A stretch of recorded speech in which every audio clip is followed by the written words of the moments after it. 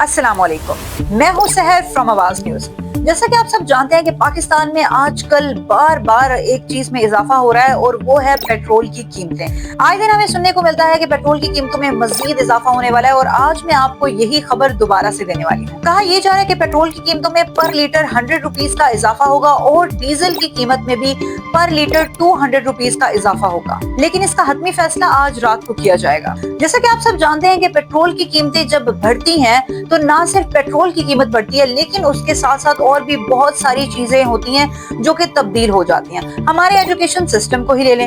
Education department के बारे में ये फैसला हुआ है कि पाकिस्तान के तमाम स्कूल्स अब हफ्ते में सिर्फ 4 दिन खुला करेंगे और बाकी 3 दिन बंद रहेंगे। यानी कि पीर से जुमेरात तक स्कूल खुला करेंगे और जुम्मा, हफ्ता, इतवार अब स्कूल बंद हो जाएंगे। ये खबर सुन के माओ के सर में तो खासी दर्द शुरू हो गई होगी। आप बताएं कि आपको गवर्नमेंट का ये फैसला कैसा लगा? कमेंट सेक्शन में बताना मत भूलिएगा।